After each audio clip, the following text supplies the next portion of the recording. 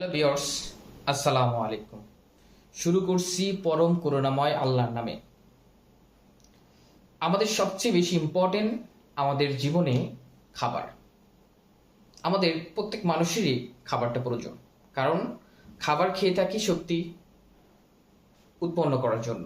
আমাদের শরীরে যদি শক্তি না থাকে আমরা কোনো কাজই সম্পূর্ণ করতে পারবো না। এখন খাবারের একটা নিয়ম আছে, যেমন আমরা যদি বেশি খাই তা আমাদের জন্য সমস্যা, আর যদি কম খাই তাও আমাদের সমস্যা। এই জন্য আমাদের কমপক্ষে দৈনিক 2000 থেকে 2500 ক্যালোরি খাবার যদি আমরা খেয়ে থাকি তাহলে আমরা পরিপূর্ণভাবে আমাদের কোনো ঘাটতি বা কোনো ক্যালোরি কোনো সমস্যা হবে না। তার উপর ভিত্তি করি আজকে আমরা এই সমাধানের মাধ্যমে দেখব যে আমাদের কতটুকু পরিমাণ প্রয়োজন এবং কি কি খাবার খেলে আমাদের ওই শক্তিটা বা ক্যালোরিটা আমাদের সম্পূর্ণ হয়। দেখি, আমাদের এখানে প্রথমেই সুষম খাদ্য। তা আমি প্রথমেই একটি সংজ্ঞা লিখেছিলাম সুষম খাদ্যের।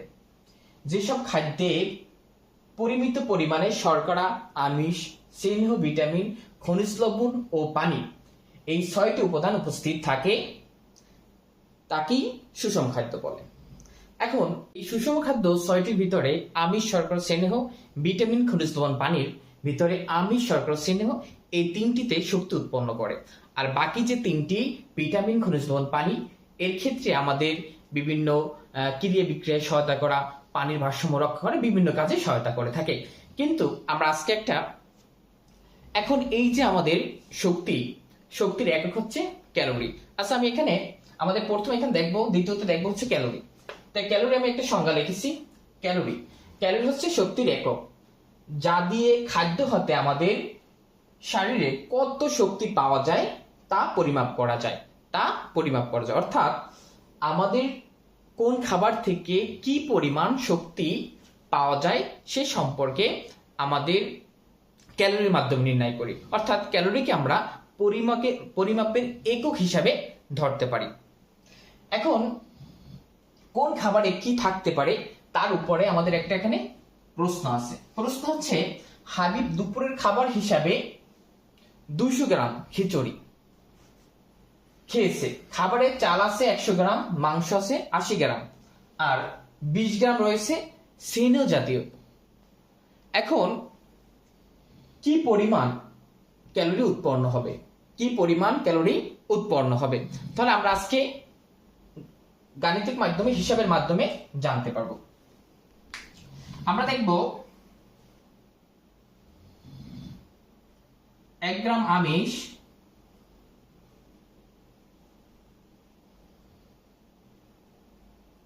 সমান 4 ক্যালোরি উৎপন্ন হয়। 1 গ্রাম থেকে 4 ক্যালোরি শক্তি উৎপন্ন হয়। তাহলে যদি এখানে ব্যবহার করা হয়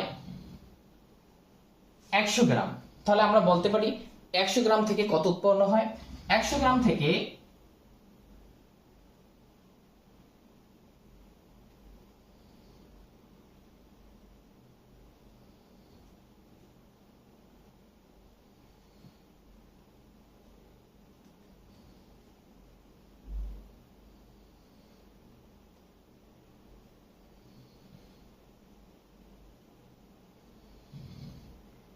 400 ক্যালোরি শক্তি উৎপন্ন হয়। এখন দেখব মাংস 80 গ্রাম। তাহলে মাংস 80 গ্রাম থেকে, মাংস মানে প্রোটিন আমরা যদি 80 গ্রাম পাই তাহলে 80 গ্রাম প্রোটিন, 1 গ্রাম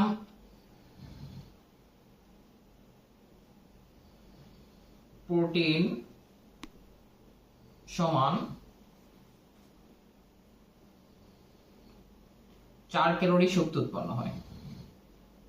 তাহলে 80 গ্রাম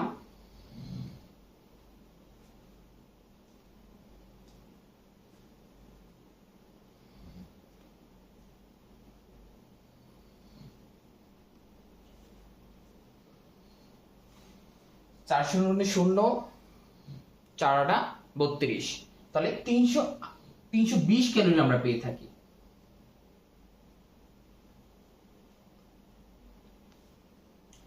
এখন পরবর্তীতে দেখবো আমরা স্নেহ জাতীয় আছে কত 20 গ্রাম।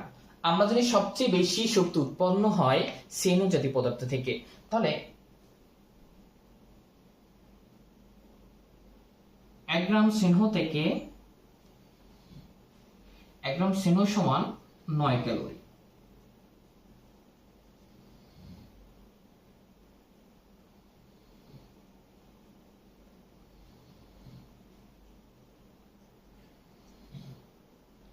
নয় শূন্য গুণে শূন্য, 9 দুগুণে 18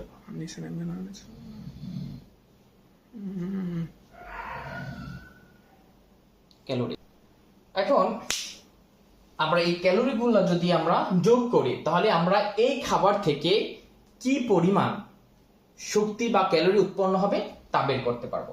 তাহলে হিসাব করে আমরা দেখি, যদি আমাদের একটা আমিষে পাইছি আমরা 400 ক্যালোরি, আর প্রোটিনে পাইছি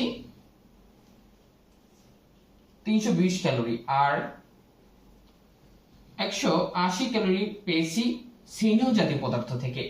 তাহলে আমিষ থেকে 400, 320 হচ্ছে প্রোটিন থেকে, আর স্নেহ জাতীয় পদার্থ থেকে পেয়েছি 180 গ্রাম। তাহলে আমরা এটা যদি যোগ করি 0 0 0 0 8 2 10 0 10 0 হাতে আমার 1 2 5 আর 4 9 900 ক্যালোরি শক্তি উৎপন্ন হয়েছে। এখন আমরা দেখছি দুপুরের খাবার থেকে যদি আমাদের 900 ক্যালোরি শক্তি উৎপন্ন হয় তাহলে আমরা 3 বেলা খাবার খাই, সকাল বিকাল রাত। তাহলে অবশ্যই আমাদের দৈনিক প্রয়োজন হচ্ছে একজন সুস্থ পূর্ণবয়স্ক মানুষের ক্ষেত্রে 2000 থেকে 2500 ক্যালোরি। কিন্তু আমরা এখানে দেখি যে খিচুড়ি বা দুপুরের খাবারে, হাবিবের দুপুরের খাবারে 900 ক্যালোরি উৎপন্ন হয়েছে। তাহলে অবশ্যই আমরা এই ক্যালোরির মাধ্যমে বা এই সমীকরণের মাধ্যমে বা এই হিসাবের মাধ্যমে আমরা আমাদের যত খাবার আছে সবগুলোই পরিমাপ করতে পারবো। কি পরিমাণ আমরা খাবার খাই এবং কোন খাবারে কতটুকু পরিমাণ ক্যালোরি রয়েছে সেটা আমরা নির্ণয় করতে পারবো। আশা করি আপনারা সকলেই এই যে খাবারগুলো খাবেন অবশ্যই নিজেরাও নির্ণয় করতে পারবেন কোনটায় কত পরিমাণ শক্তি রয়েছে। ধন্যবাদ সবাইকে।